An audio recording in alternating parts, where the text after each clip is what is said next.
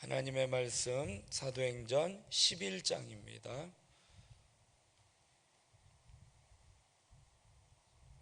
사도행전 11장 1절에서 18절 말씀 206면 전후에 있습니다. 사도행전 11장 1절에서 18절 같이 봉독하겠습니다. 유대에 있는 사도들과 형제들이 이방인들도 하나님의 말씀을 받았다 함을 들었더니 베드로가 예루살렘에 올라갔을 때에 할례자들이 비난하여 이르되 내가 무할례자의 집에 들어가 함께 먹었다 하니 베드로가 그들에게 이 일을 차례로 설명하여 이르되 내가 요빠시에서 기도할 때에 황홀한 중에 환상을 보니 큰 보자기 같은 그릇이 내 귀에 매여 하늘로부터 내려 내 앞에까지 드리워지거늘 이것을 주목하여 보니 땅에 네 발 가진 것과 들짐승과 기는 것과 공중에 나는 것들이 보이더라. 또 그들이 소리 있어 내게 이르되 베드로야 일어나 잡아먹으라 하거늘 내가 이르되 주님 그럴 수 없나이다. 속되거나 깨끗하지 아니한 것은 결코 내 입에 들어간 일이 없나이다 하니 또 하늘로부터 두 번째 소리 있어 내게 이르되 하나님이 깨끗하게 하신 것을 내가 속되다고 하지 말라 하더라. 이런 일이 세 번 있은 후에 모든 것이 다시 하늘로 끌려 올라가더라. 마침 세 사람이 내가 유숙한 집 앞에 서 있으니 가이사랴에서 내게로 보낸 사람이라. 성령이 내게 명하사 아무 의심 말고 함께 가라 하시매 이 여섯 형제도 나와 함께 가서 그 사람의 집에 들어가니 그가 우리에게 말하기를 천사가 내 집에 서서 말하되 내가 사람을 요빠에 보내어 베드로라 하는 시몬을 정하라. 그가 너와 내 온 집이 구원받을 말씀을 내게 이르리라 함을 보았다 하거늘 내가 말을 시작할 때에 성령이 그들에게 임하시기를 처음 우리에게 하신 것과 같이 하는지라. 내가 주의 말씀에 요한은 물로 세례를 베풀었으나 너희는 성령으로 세례를 받으리라 하신 것이 생각났도다. 그런즉 하나님이 우리가 주 예수 그리스도를 믿을 때에 주신 것과 같은 선물을 그들에게도 주셨으니 내가 누구이기에 하나님을 능히 맡겠느냐 하더라. 그들이 이 말을 듣고 잠잠하여 하나님께 영광을 돌려 이르되 그러면 하나님께서 이방인에게도 생명 얻는 회개를 주셨도다 아니라. 아멘. 베드로에게 열린 새로운 세상이라는 제목으로 말씀 나누고 기도하도록 하겠습니다. 하나님은요 지금 유대인과 이방인이 함께 하는 교회가 세워지기를 기대하고 계셔요. 그래서 복음이 땅끝까지 증거되어서 유대인들뿐만 아니라 이방인들과 함께 하나님 앞에 예배하기를 원하시는데 이를 위해서는요 유대인들에게 있어서 이방인에 대한 편견을 깨버려야지 되거든요. 그 편견을 극복할 필요가 있습니다. 그래서 하나님은 이 베드로를 통해서 편견을 깨트리게 하시고 또 우리에게도 하나님이 편견을 버리고 하나님의 뜻에 순종하기를 원하고 계십니다. 그래서 우리의 편견을 깨트리시기 위해서 하시는 일이 무엇인지 오늘 말씀을 통해서 좀 살펴보기를 원합니다. 첫 번째로는요, 하나님은요 환상을 보여주셔요. 하나님은요 구약에 요셉에게요 어렸을 때 요셉에게 장차 애굽의 총리가 될 것을 꿈으로 보여주셨어요. 그리고 사도 바울에게도요 선교를 하다가 반대에 부딪혀서 낙심한 그 바울에게요 꿈을 통해서 하나님이 보호해 주실 것을 약속해 주셨습니다. 그래서 하나님은요 종종 우리에게 꿈이나 환상을 통해서 우리의 두려움을 또 우리의 편견을 깨뜨리시고 하나님의 뜻을 보여주십니다. 오늘 고넬료와 그의 집에 초대받은 이방인들이요 복음을 영접하고 성령 세례를 받았다라는 이 소식이요 이 예루살렘 교회에 이제 퍼지게 됩니다. 1절에 보니까요 유대에 있는 사도들과 형제들이 이방인들도 하나님의 말씀을 받았다 함을 들었다라고 이야기를 합니다. 그런데요, 할례자들은요, 이 유대교의 율법 의식을 근거로 해서요, 베드로를 비난을 하고 있어요. 2절에 보니까 베드로가 예루살렘에 올라갔을 때에 할례자들이 비난했다라고 이야기를 합니다. 이 할례자들은 어떠한 사람이냐면요, 기독교로, 그러니까 유대교로 개종한 사람이에요. 그래서 개종을 해가지고 할례를 행했던 사람이에요. 그러니까 나는 유대교에 입교하기 위해서 내가 할례를 받았는데, 아니 저 이방인들은 할례도 안 받고 어떻게 유대교의 그 율법을, 또 하나님의 말씀을, 복음을 들으려고 하느냐라고 하면서 이 율법의 정통에 따라서 베드로, 너도 유대인인데 왜 할례 받지 않는 저 이방인들과 함께 식탁을 같이 하고 그들과 함께 며칠을 머물렀느냐라고 비난을 하고 있다라는 것입니다. 3절에 보니까 이르되 내가 무할례자의 집에 들어가 함께 먹었다 하니라고 이야기를 하고 있습니다. 베드로는요, 이방인에게 복음을 전하고 함께 식사한 것이 내 뜻대로 내가 스스로 가서 그렇게 한 것이 아니라 하나님께서 내게 환상을 보여주셔서 내가 그렇게 한 것이다 라고 말씀을 하고 있는 것입니다. 그래서요, 하나님은요 종종 우리에게 꿈과 환상을 통해서 하나님의 뜻을 보여주십니다. 베드로도요, 이방인들하고 가까이 하지를 않았어요. 하나님이 그 음식을 보여주시면서, 하나님 저 이거 부정한 음식인데 저는 이거 먹어본 적도 없고 먹을 수 없습니다 라고 거부했던 사람이었습니다. 그러니까 똑같이 이 할례자들과 똑같은 입장의 사람이었는데, 하나님께서 베드로에게 이방인들을 향한 그 편견, 그 인식을 바꾸어야 함을 깨우쳐 주시기 위해서요, 3번의 환상을 연속으로 보여주시면서 더 이상 이방인들을 부정하다라고 하지 말 것에 대해서, 구원받을 자들에 대해서 말씀을 하고 계십니다. 9절에 보면 또 하늘로부터 2번째 소리 있어 내게 이르되 하나님이 깨끗하게 하신 것을 내가 속되다고 하지 말라 하더라 말씀을 하고 있습니다. 그래서요, 하나님은 베드로를 통해서요, 이 복음이 이방인에게까지 전파되게 하셨다라는 것입니다. 그래서 베드로는 지금 유대 예루살렘에 와서 그 할례자들에게 지금 자기에게 일어났던 일들을 이야기를 하고 있는 것입니다. 고넬료 가정의 이 구원 사건은 베드로 개인이 그냥 우발적으로 가서 전한 사건이 아니라 하나님이 그들을 구원하시기 위한 철저한 계획 가운데 이루어진 일임을 그들에게 이야기를 하고 있는 것입니다. 하나님은요, 하나님의 뜻을 우리에게 알려주시기 위해서요, 때로는 꿈이나 환상을 통해서 우리에게 그 뜻을 알려주십니다. 그리고 또 우리의 편견이나 우리의 잘못된 생각을 바로잡기 위해서도 하나님은 편견을, 또 환상을 통해서, 꿈을 통해서 우리에게 보여주심을 기억하시고 그 하나님의 그 뜻을 바로 깨닫는 저와 여러분이 되길 주님의 이름으로 부탁드리겠습니다. 2번째로는요, 하나님이 우리의 편견을 깨뜨리시기 위해서 어떻게 하시느냐, 성령님의 명령을 들려주십니다. 베드로는요, 환상을 본 것만이 아니라 성령님이 직접 말씀을 해주십니다. 성령님은요, 베드로에게 가이사랴에서 온 이방인들, 그 손님들을 맞이할 것에 대해서 말씀을 하고 있어요. 그들이 올 때에 그들을 거부하지 말고 그들과 함께 교제하고 그들을 따라갈 것에 대해서 말씀을 하고 계십니다. 12절의 말씀을 보면 성령이 내게 명하사 아무 의심 말고 함께 가라 하시매 이 6 형제도 나와 함께 가서 그 사람의 집에 들어갔다라고 말씀을 하고 있습니다.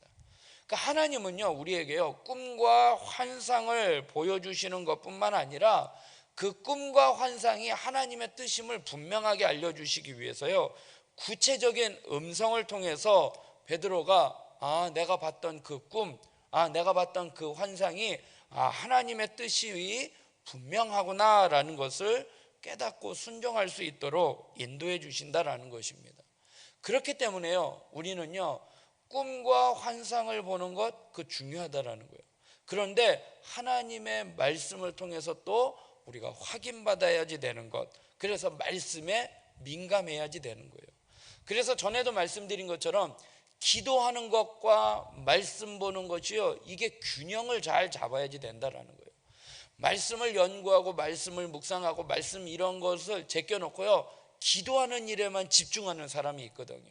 기도원에 가서 막 기도하고 막 방언하고 예언받고 막 기도에만 집중하는 사람이 있는데, 그렇게 되다 보면요 진짜 하나님이 환상을 보여주시거든요.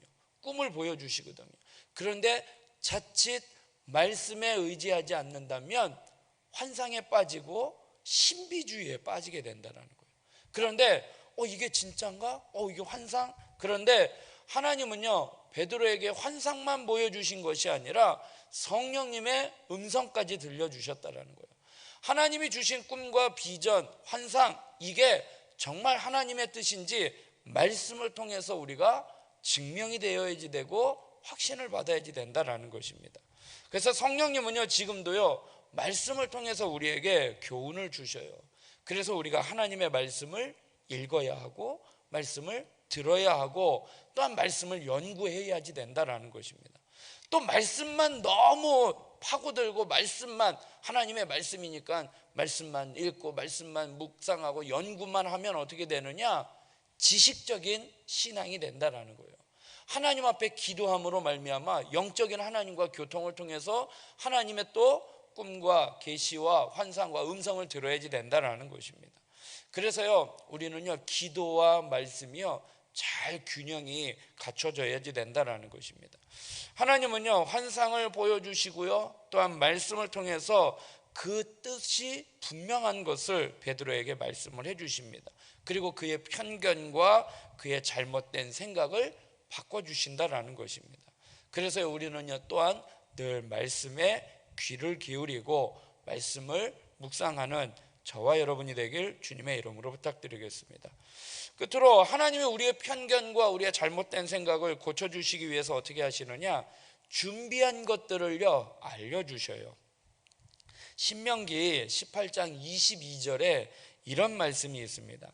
만일 선지자가 있어 여호와의 이름으로 말한 일에 증험도 없고 성취함도 없으면 이는 여호와께서 말씀하신 것이 아니요 그 선지자가 제 마음대로 한 말이니 너는 그를 두려워하지 말지니라 말씀을 하고 있습니다. 무슨 말씀이냐면요 하나님께서 우리에게 환상을 보여주셔요. 꿈을 보여주셔요. 그리고 또 말씀을 주셔요. 그런데 그에 합당한 객관적인 환경과 증거가 나타나는 일이 없다면 그거는 잘못됐다라는 거예요. 그러니까 고넬료와 베드로에게 동시에 하나님이 역사하셨잖아요. 고넬료만 하나님이 환상을 받고 하나님의 말씀을 들어서 베드로 초청해 라고 했다라면 베드로가 갑자기 이방 사람들이 자기한테 찾아왔다? 자기는 받은 계시도 없고 받은 뜻이 없다면 그거는요 하나님의 역사가 아니라는 거예요. 어떤 남자가요 어떤 여자가 너무 좋아가지고 기도하면서 하나님 저 여자를 내 아내로 삼게 해주세요 해서 기도의 응답을 받았대요. 그래서 그 여자한테 가서 하나님이 당신과 결혼하라고 합니다 라고 했을 때 그건 올바른 뜻이냐? 아니라는 거예요. 그건 그 남자의 집착이고 그건 어떻게 보면 잘못된 일이라는 거죠. 하나님은요 동시에 역사하신다라는 거예요. 환상과 말씀이 있어도요 또한 우리의 상황 가운데의 환경 가운데 증거들이 나타나지 않는다면 그것은 올바른 것이 아니라는 것이죠. 베드로는요 환상과 성령님의 음성을 통해 하나님이 그의 편견과 생각을 바꾸시는 그 순간 동일하게 고넬료에게도 말씀을 주셔서요 사람을 보내주셨다라는 것입니다. 13절에 보면 그가 우리에게 말하기를 천사가 내 집에 서서 말하되 내가 사람을 요바에 보내어 베드로라 하는 시몬을 정하라. 그가 너와 내 온 집이 구원받을 말씀을 내게 이르리라 함을 보았다 하거늘. 15절에 내가 이 말을 시작할 때에 성령이 그들에게 임하시기를 처음 우리에게 하신 것과 같이 하는지라 말씀을 하고 있습니다. 베드로가요 기도하는 가운데 밖에서 사람이 온 거잖아요. 그리고 그 집에 가서 말씀을 전했더니 그 집에 성령님이 임하시는 역사가 베드로가 목격을 했다라는 거예요. 그들이 변화되는 모습을. 그런 것처럼요, 하나님은요 지금도 우리에게요 말씀하시고 또 그 말씀하신 그것을 미리 준비하셔서요 그 하나님의 뜻대로 주관을 하시는 분이십니다.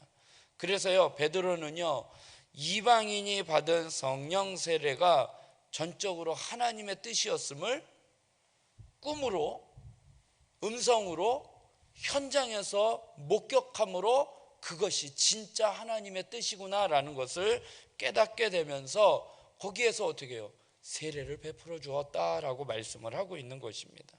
16절부터 보면 내가 주의 말씀에 요한은 물로 세례를 베풀었으나 너희는 성령으로 세례를 받으리라 하신 것이 생각났도다.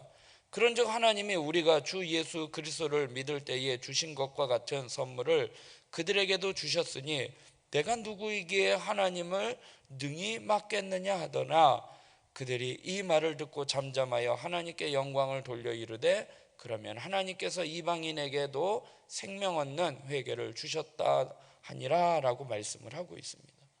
베드로가요 모든 것들이요 다 맞아 떨어져 가는 거예요. 그러니까 하나님의 뜻대로 거부할 수 없이 순종하여 세례를 베풀었다라고 유대인들에게 이야기하니까 유대인들도 이제 베드로의 그 모습을 보고 그 음성을 듣고 그 뜻을 깨닫고 나서 아 이것도 하나님의 뜻이구나 해서 그들이 세례를 받고 증언으로 하나님의 뜻을 수용하게 되었다라고 말씀을 하고 있습니다. 성도는요 인간의 우리의 지혜, 우리의 경험, 우리의 그러한 것들, 편견 이러한 것들이요 하나님의 뜻과 맞지 않을 때 하나님은 그것을 바꾸셔요.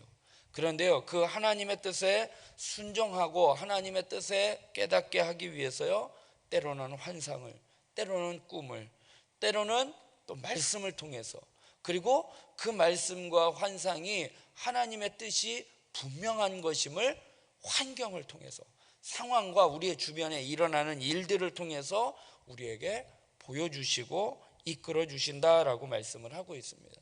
그러므로요 우리는요 민감해야지 돼요. 우리가 하나님이 보여주시는 그 환상과 꿈 그것이 진짜인가? 주여 지난밤 내 꿈에 배웠으니 그 꿈 이루어 주시옵소서라고 그 꿈이 뭔지 생각이 안 나면은 뭔가 꾸긴 꿨는데 제가 말씀을 준비하면서요 하나님 앞에 기도하다가 또 졸기도 하고 이렇게 하다가 또 어느 날은 이제 잠자고 일어났을 때 하나님이 꿈에 그런 말씀을 주시거든요. 그런데요 생각이 안 나는 거예요. 뭔지는 알기는 알 것 같은데 생각이 안 날 때가 있다라는 거예요. 정말 그럴 때 얼마나 답답한지 하나님이 주시는 꿈과 환상이 정말 하나님의 뜻인지를 깨달을 수 있도록 우리는 민감해야지 되고 또 그때 주시는 하나님의 말씀 아 이거구나 그래서 말씀을 가까이 해야지 되고 그리고 주변에 일어나는 일들이 정말 이것이 하나님의 뜻이구나라는 것들을 깨달아서 늘 민감하게 하나님의 뜻에 순종하며 살아가는 우리의 편견, 우리의 경험, 우리의 모든 이성을 내려놓고 정말로 하나님의 은혜를 구하며 살아가는 저와 여러분이 되길 주님의 이름으로 부탁드리겠습니다. 기도하겠습니다. 사랑의 하나님, 오늘도 저희들의 단잠을 깨워주시고 우리에게 은혜 주시고자 복 주시고자 평강 주시고자 하나님의 거룩한 성전, 기도의 성전으로 인도하여 주시니 감사합니다. 하나님 이 시간 하나님 앞에 말씀 붙잡고 기도할 때에 하나님 그 꿈, 그 환상, 그 하나님의 뜻을 이루어 주시옵소서. 나의 놀라운 꿈 정녕 나 믿기는 장차 큰 은혜 받을 표니 나의 놀라운 꿈 정녕 이루어져 주님 얼굴 배우리라 라고 고백했던 찬양의 고백처럼 하나님은 때로 우리에게 환상과 꿈을 보여주시고 또 그 환상과 꿈이 확실함을 말씀을 통해서 음성을 통해서 들려주시고 또 그것이 우리의 상황 가운데 환경 가운데 하나님 보여주심을 아버지 하나님 저희들이 민감하게 깨닫고 반응하여 하나님의 뜻대로 순종하며 살아가는 저희들 되게 하여 주시옵소서. 오늘 하루의 삶을 주님께 맡겨드립니다. 하나님 무더운 날씨 가운데 저희들의 건강을 지켜주시고 늘 나라와 민족을 위하여 몸된 교회를 위하여 특별히 담임 목사님 청빙 과정을 위하여 깨어 기도하는 저희들 되게 하여 주시고, 또 우리 지체들 가운데에 육체적으로 어려움 당하고 또 영적으로 눌려 있는 우리 지체들, 그들을 위하여 중보하며 기도하고 또 그들을 찾아가 격려하고 또한 함께 아버지 하나님 은혜를 나누며 살아가는 저희들 되게 하여 주시옵소서. 각자의 기도 제목 갖고 기도합니다. 함께 하여 주실 줄 믿사오며 예수님의 이름으로 기도드리옵나이다. 아멘.